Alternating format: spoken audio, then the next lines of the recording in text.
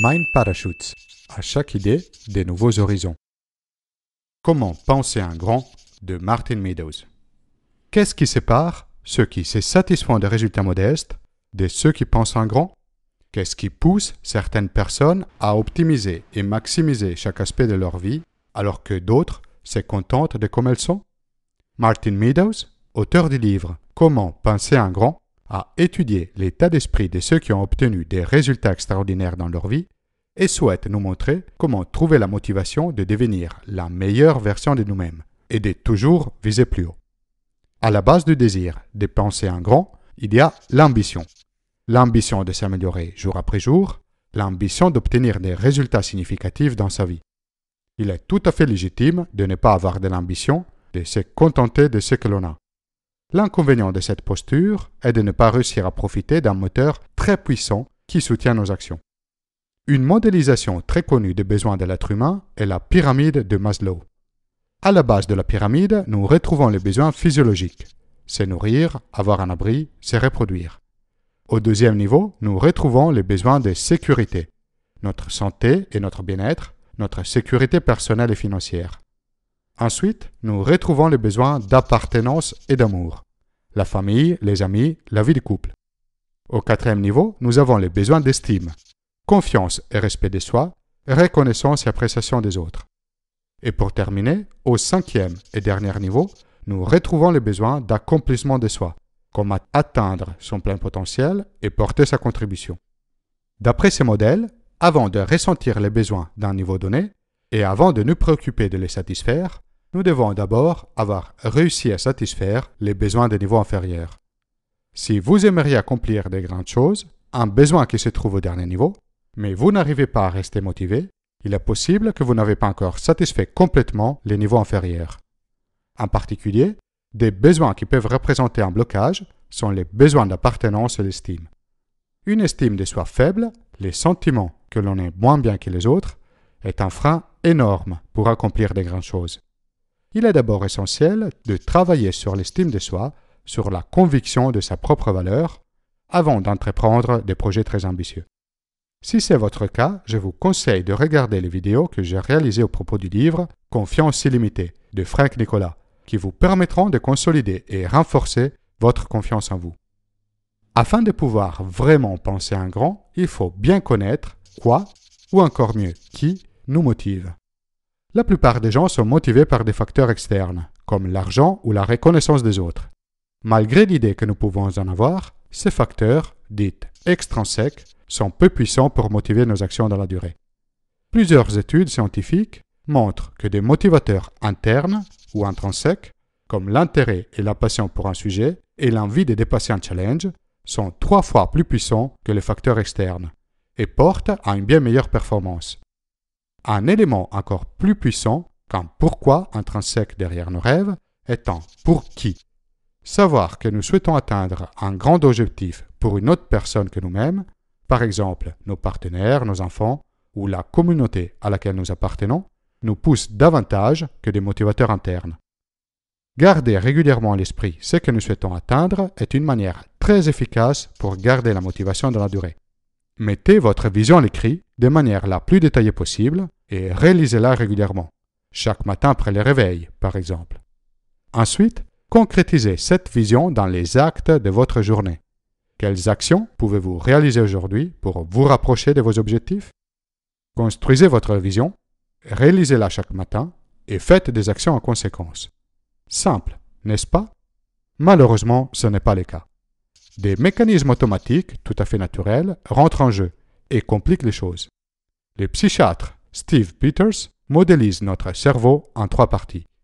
Les chimpanzés, la partie la plus primitive, émotionnelle, l'humain, la partie rationnelle, et l'ordinateur, la partie automatique. C'est les chimpanzés qui représentent les freins les plus grands vers l'accomplissement de vos objectifs. Il prend les décisions sur la base des émotions et les choses qu'il aime le plus sont la sécurité et le confort. Puisqu'il ne réfléchit pas rationnellement, il saute rapidement aux conclusions. Il interprète toute nouveauté, tout défi comme un danger et souhaite l'éviter à tout prix. Pour réduire son influence négative sur nos décisions, il faut réussir à calmer les chimpanzés. Une approche consiste à s'autoriser à ressentir nos émotions, les reconnaître et seulement ensuite laisser la place à la raison. Beaucoup de choix valables dans le long terme peuvent être déplaisantes dans le court terme. Nous devons expliquer l'intérêt de cet inconfort initial aux chimpanzés. Le faire une fois ne sera pas suffisant. Il faut répéter cette explication à plusieurs reprises. Une autre approche possible est de récompenser les chimpanzés à chaque fois que l'on fait quelque chose qu'ils considèrent dangereux ou déplaisant.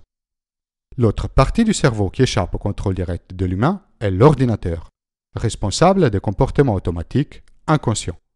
À la base de ces comportements automatiques se trouve notre propre philosophie, nos propres valeurs et nos propres croyances qui peuvent nous soutenir ou au contraire nous limiter dans la recherche de nos objectifs.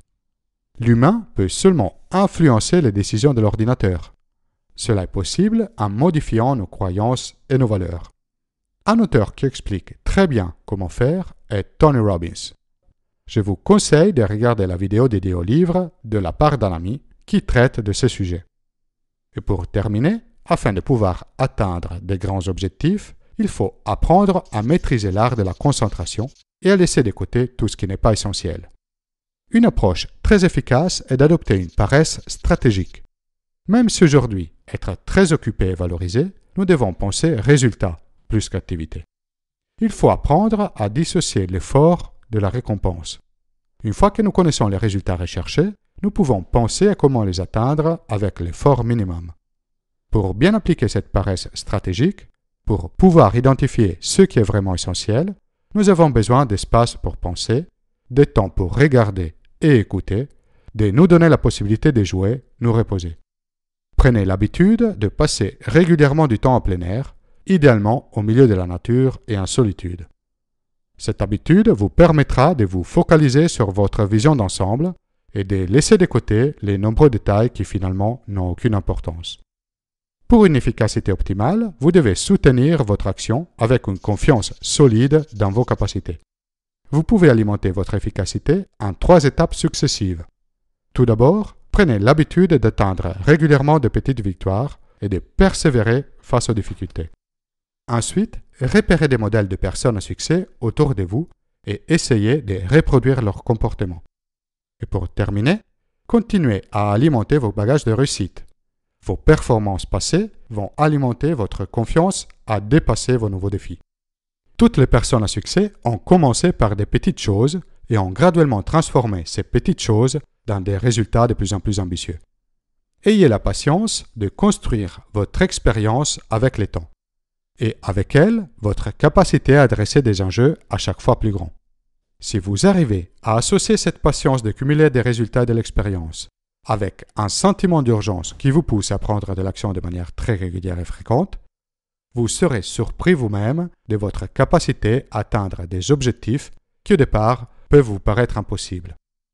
Entourez-vous de bonnes personnes, apprenez à prendre des risques calculés quand nécessaire, ne sacrifiez pas complètement votre vie personnelle lors de la poursuite de vos objectifs et vous pourrez nourrir constamment votre motivation et viser plus haut, tout en profitant du chemin que vous allez parcourir. En travaillant constamment pour vous améliorer et améliorer votre vie, vous serez grandement satisfait de vous-même. Cela vous aidera à trouver un sens à votre vie. Comme pour beaucoup de choses dans la vie, la vraie récompense se trouve dans les voyages plus que dans la destination finale. Qu'est-ce que vous avez pensé des conseils de Martin Meadows pour réaliser des objectifs ambitieux? Quelles sont vos propres stratégies pour soutenir vos actions et vos résultats? Laissez un commentaire ci-dessous. Vous pouvez soutenir la production de Mind Parachutes en faisant une donation via le site Tipeee. Téléchargez la main carte de cette vidéo et de toutes les vidéos précédentes depuis mon site internet mindparachutes.com. Si vous avez aimé la vidéo, inscrivez-vous à ma chaîne YouTube et partagez la vidéo autour de vous.